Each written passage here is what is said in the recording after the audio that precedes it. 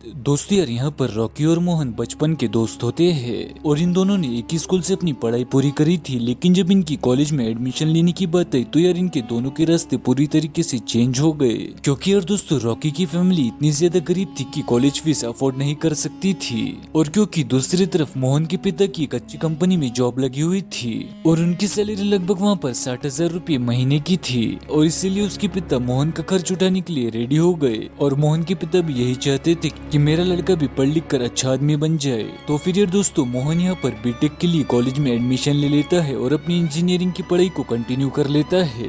और दूसरी तरफ रॉकी अपने पिता के साथ एक फास्ट फूड की शॉप पर जाता, और ये एक छोटी सी शॉप थी जहाँ पर उसके पिता डेली के 300 से 500 रुपए कमाते थे। अब क्योंकि यार दोस्तों, रॉकी एक नई जनरेशन का लड़का था तो उसकी नजर इस बात पर भी रहती कि यहाँ पर फास्ट फूड के अलावा और भी कौन सी चीजें चलती है और कौन सी चीजों को लोग ज्यादा खाना प्रेफर कर रहे हैं। और इस दौरान उसकी नजर पड़ती है कॉर्पोरेट ऑफिस पर, जहाँ पर कि उसने ये देखा कि यार यहाँ पर कॉर्पोरेट के काफी सारे ऑफिसेज है और यहाँ पर कस्टमर्स हमेशा ये कहते रहते हैं कि यार यहाँ पर एक कॉफी की शॉप होती तो बहुत ज्यादा अच्छा हो जाता।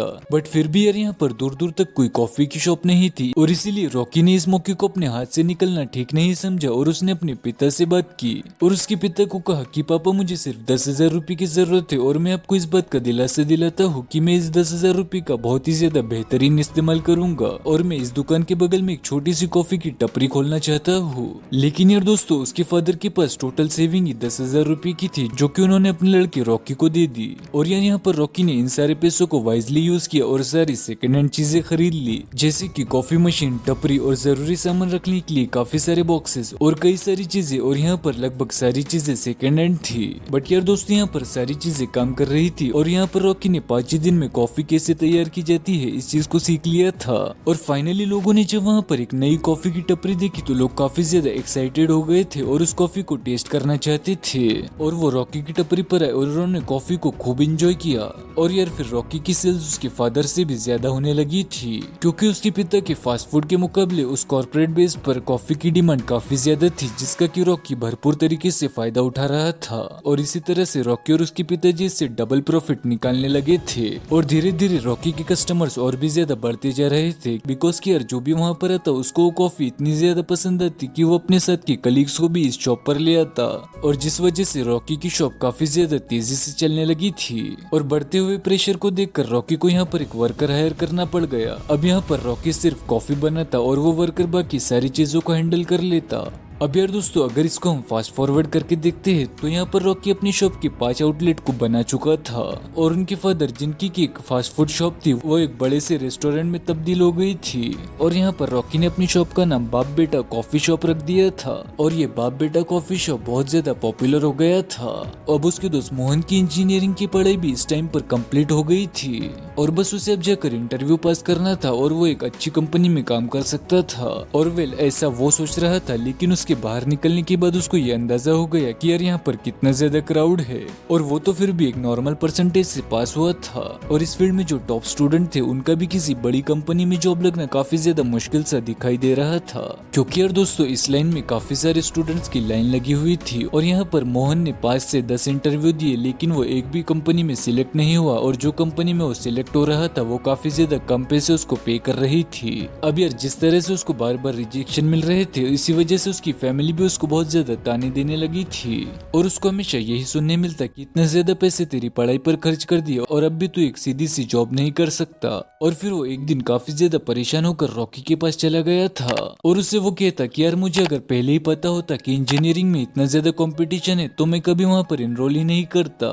और यार अगर सच बताऊं तो जब तू कॉलेज में एडमिशन नहीं ले पाया था तो मुझे उस टाइम पर बहुत ज्यादा दुख हो रहा था। बस मेरे माइंड में यही चीज चल रही थी कि यार मेरा तो करियर बन जाएगा, लेकिन तू क्या करेगा। बट यार आज देख, सब कुछ उल्टा हो गया, और तू बिना कॉलेज जाए इतनी ज्यादा अच्छी दुकान को ओन करता है, और तू बिना कॉलेज जाए लाखों रुपए कमा रहा है, और मैं इतनी ज्यादा महंगी डिग्री करने के बाद भी कोई काम नहीं कर रहा, और यार मुझे कॉलेज कभी जाना ही नहीं चाहिए था। अब यहाँ पर रॉकी उसे बताता है कि यार इसमें दिक्कत तेरी नहीं है, बल्कि हमारे एजुकेशन सिस्टम ही कुछ इस तरीके का है जो कि हमारी सोच को सिर्फ एक तरफा रखता है। और तूने अपने टीचर को ये कहते हुए जरूर से सुना होगा कि इंजीनियरिंग पूरी करने के बाद तुम्हारी इस बड़ी कंपनी में जॉब जॉब लग जाएंगी और तुझे साल में इतना ज्यादा पैकेज मिल जाएगा। लेकिन बट बाई चांस तुझे कभी किसी ने ये नहीं सिखाया होगा कि अगर तू इंजीनियरिंग नहीं कर पाता है या फिर तुझे जॉब नहीं मिल पाती है तो फिर तू क्या करेगा। और यार ऐसा तो मुझे आज तक किसी ने नहीं सिखाया और एग्जैक्टली यही चीज हमें स्कूल नहीं सिखाती है, क्योंकि यार स्कूल और कॉलेजेस हमें हमेशा एक एम्प्लॉय बनने के लिए तैयार करते हैं और ना कि एक एंटरप्रेन्योर या फिर बिजनेसमैन बनने के लिए।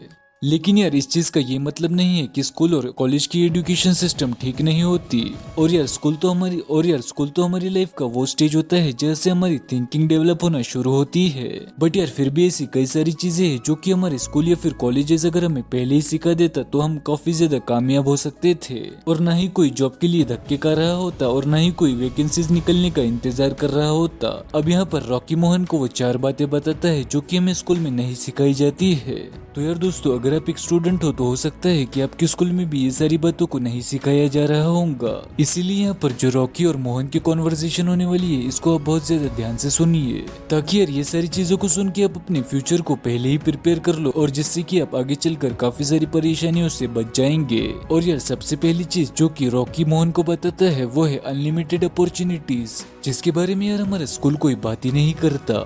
और यहाँ पर रॉकी मोहन को बोलता है कि यार तुझे याद है एक दिन तुझे क्लास में टीचर ने एक फोन चलाते हुए देख लिया था और उस दिन तेरी काफी सारी पिटाई हुई थी और तुझे एक्स्ट्रा होमवर्क मिला था वो अलग, और तेरे पेरेंट्स के सामने तुझे जलील किया गया वो अलग, और तो और यार तुझे प्रिंसिपल ने भी पनिश किया था। अब यार सोच कि अगर उस टाइम पर टीचर हमें सिर्फ एक सलाह दे देते कि बेटा जो फोन तुम अपना टाइम वेस्ट करने के लिए यूज कर रहे हो उसे तुम अच्छी जगह भी यूज कर सकते हो, उससे काफी सारे स्किल्स गेन कर सकते हो, तो सोच यार उस समय हमारे माइंड में किस तरीके का बदलाव आ जाता। और यार बिल्कुल ऐसा कुछ भी हमें उस टाइम पर टीचर ने नहीं सिखाया था, क्योंकि हमारे स्कूल में ऐसी सोच कोई रखता ही नहीं है। और यार हाँ, अगर किसी के मार्क्स कम आ गए तो उसे और भी ज्यादा ताने सुनने को मिलेंगे, स्कूल में अलग और उसके घर पे अलग। और अगर तुम्हारे इसी तरीके से मार्क्स खराब आते रहेंगे तो तुम्हें कभी भी अच्छी कंपनी में जॉब नहीं मिलेंगी, यही हमें सुनने को मिलता था। और यार ऐसा इसलिए होता है क्योंकि स्कूल और कॉलेजेस में हमें प्रिपेयर ही जॉब करने के लिए किया जाता है और यहाँ पर हमें कभी भी ये नहीं बताया जाता कि किसी कंपनी में जॉब करने के अलावा हमारे पास कई सारी अपॉर्चुनिटीज भी अवेलेबल है। और आज के टाइम पर तो ये और भी ज्यादा आसान हो गया है, और क्योंकि आज के टाइम पर ट्रेडिशनल चीजें सीखने से हमारा काम नहीं होने वाला, क्योंकि इन सारी चीजों से इंसान बस नौकरियों की वैकेंसीज पर डिपेंड रहता है और अगर वैकेंसीज निकलती ही नहीं तो और भी ज्यादा परेशानी में पड़ जाता है। और हाँ यार दोस्तों, कई सारी फील्ड ऐसी भी होती है जिन्हें अचीव करना लोगों का सपना होता है, जैसे कि वकील बनना, डॉक्टर बनना, पायलट बनना या फिर और भी कई सारी चीजें इसमें आ जाती है। तो यार तब तो उसकी तैयारी करना बहुत ज्यादा उसके लिए इम्पोर्टेंट हो जाता है। लेकिन यार अगर किसी का गोल सिर्फ बड़े होकर पैसे कमाना है तो जॉब करने के अलावा भी उसके पास कई सारी अपॉर्चुनिटीज होती है। और दूसरी चीज रॉकी ने यहाँ पर मोहन को सिखाई थी वो है पर्सनल फाइनेंस। और लाइफ में पर्सनल फाइनेंस सर्वाइव करने के लिए बहुत ज्यादा जरूरी होता है, ये भी हमें कॉलेजेस और स्कूल में नहीं सिखाया जाता है। और हमें कभी भी अपने पैसों को मैनेज कैसे करना है इस चीज को सिखाया ही नहीं जाता है। और यहाँ पर हमें ऐसी ट्रेनिंग दी जाती है कि हमें सिर्फ एक पिंजरे के अंदर दौड़ना होता है, और जहाँ पर कि ऑलरेडी लाखों और करोड़ों लोग ऑलरेडी दौड़ रहे होते हैं और हर दूसरा इंसान यहाँ पर फंस जाता है। सिर्फ और सिर्फ 9 to 5 जॉब करने में उसका पूरा जीवन निकल जाता है, ये सोचते हुए कि एक न एक दिन वो अमीर जरूर बनेगा। लेकिन यार दोस्तों, सैडली ऐसा दिन कभी आता ही नहीं है, क्योंकि यार दोस्तों यहाँ पर सिर्फ वही नॉलेज दी जाती है जिस कारण से लोग सिर्फ जॉब पा सकते हैं और सैलरी लेकर खुश हो सकते हैं। और अपनी फाइनेंशियल लाइफ को कैसे संवारना है मैक्सिमम स्कूल्स और कॉलेजेस में हमें नहीं सिखाया जाता है। और यार दोस्तों, ऐसा भी जरूरी नहीं है कि फाइनेंस सीखने के लिए बिल्कुल इसके हमें अंदर चल जाना होता है और इसमें पीएचडी करनी होती है। और यार नहीं, अगर कोई बेसिक फाइनेंस की नॉलेज ले लेता है तो वो इतना ज्यादा कैपेबल हो जाएगा कि वो अपने इधर उधर खर्च हो रहे पैसे को बर्बाद होने से बचा सकता है। और यार इसके लिए आप हमारे चैनल को भी सब्सक्राइब कर सकते हैं। और तीसरी चीज जो कि यहाँ पर रॉकी ने मोहन को बताई वो थी एसेट बिल्डिंग, जो कि यार लगभग हमें हर स्कूल में नहीं सिखाया जाता है। और यार हम सब इस बात को तो जानते ही है कि मेनली कॉलेजेस में हमारे 3 डिपार्टमेंट होते हैं, जो कि है आर्ट्स, कॉमर्स और साइंस। और यार कॉमर्स में तो हमें थोड़ी बहुत नॉलेज इन्वेस्टमेंट की मिल जाती है, लेकिन आर्ट्स और साइंस में तो हमें इसकी बिल्कुल भी नॉलेज नहीं होती। और कॉमर्स में भी हमें सिर्फ और सिर्फ थ्योरी सिखाई जाती है, जो कि रियल लाइफ का 5 या फिर 7% हिस्सा होता है। जबकि यार दौलत बनाने के लिए मल्टीपल इनकम सोर्सेज का होना बहुत ज्यादा जरूरी हो जाता है। और जबकि हमारे पास अलग अलग जगहों से पैसे आएंगे, न कि हम हमारी लाइफ को अच्छे तरीके से जी पाएंगे बल्कि उन पैसों से और लोगों की मदद भी कर पाएंगे। और यार ये तभी बन पाएगा जब हमारे पास एसेट्स कैसे बनते हैं इस चीज की जानकारी होगी। और जैसे कि मैंने आपको पहले ऑलरेडी बता दिया है कि एक इनकम सोर्सेस पर आप कभी भी अमीर नहीं हो सकते। और ये बाप बेटा कॉफी की जितने भी तू आउटलेट देख रहा है ये सारे सिर्फ मेरे एसेट से तो है, और काफी इसमें तो मेरी ज्यादा रेगुलर इन्वॉल्वमेंट भी नहीं है, फिर भी उनके मुझे पैसे आ रहे हैं। ऐसे यार अलग अलग लोगों के केसेस में उनके अलग अलग एसेट्स बने होते हैं जो कि उनको पैसे प्रोवाइड करते हैं। कोई अपना टाइम लगाकर पैसे बना सकता है तो कोई अपना पैसा लगाकर पैसे बना सकता है, लेकिन इस तरीके की चीज तूने कभी भी स्कूल या फिर कॉलेजेस में नहीं सीखी होंगी।